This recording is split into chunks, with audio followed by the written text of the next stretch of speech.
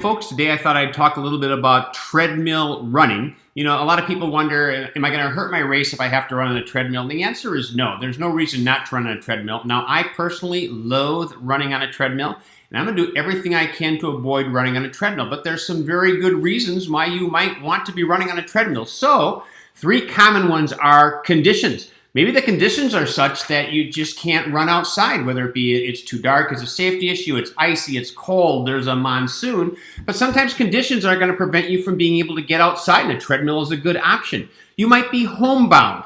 Perhaps you've got young children, and you obviously can't leave the young children there. But if you got a treadmill, it's a way to get your run done, while the kids are still home. And really, I think one of the best uses of a treadmill is for hill work, because maybe you live in a flat area, or maybe you don't live in a flat area, but the hills aren't very long, or you don't have a lot of downhill.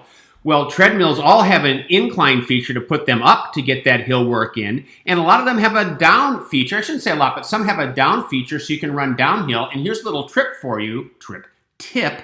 If you need to be doing downhill running, say training for Boston, for example, if you take a couple of concrete blocks or something similar and put them underneath the back of the treadmill, all of a sudden you've got a treadmill that's on a downhill incline. So any treadmill can easily get you that downhill work. So there are plenty of reasons why you might want to run on a treadmill.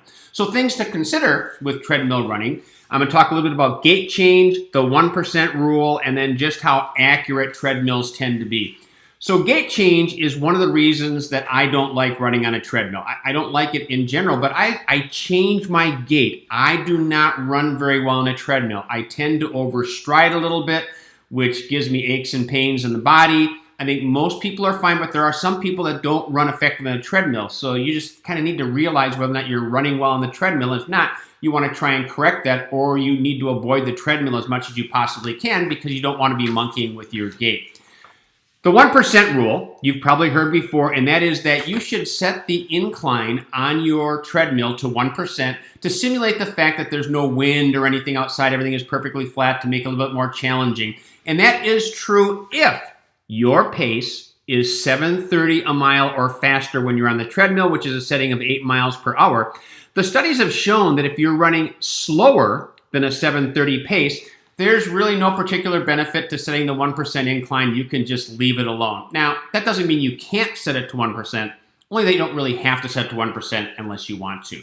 And finally, let's take a look at the accuracy. You've probably heard this before. Treadmills are pretty notorious for not being accurate and being calibrated. There are, if you Google, you can find calibration procedures for a treadmill. If you own your own treadmill, you could calibrate it. That's going to make it more accurate. But even then, the accuracy is probably likely to be off a little bit, primarily because the case of the slipping belt. So what's going to happen is that belt on your treadmill is going to slip. You won't know that that's happening, but it's going to slip every time that you land on the belt. There'll be a very, very brief momentarily slip when all of a sudden that weight is there, because what happened just before you landed is you were up in the air. And what happened as soon as you went up in the air for a brief moment, that belt is going to speed up because all of a sudden the resistance of your weight is gone. Then all of a sudden the weight is back. It's going to slow it down a little, again, imperceptible to you. So what's going to determine that? Well, your weight makes a difference. There's a lot of difference between 200 pounds sitting in that belt and 100 pounds sitting in that belt. Your gait is going to make a difference. How hard do you come down? Do you have a very quick, soft cadence, or do you land with a little bit more force? Then, of course, your cadence matters, because if you're running 160 steps a minute, versus, say, 185 steps a minute, those steps matter too with how often that weight is on the belt, off the belt.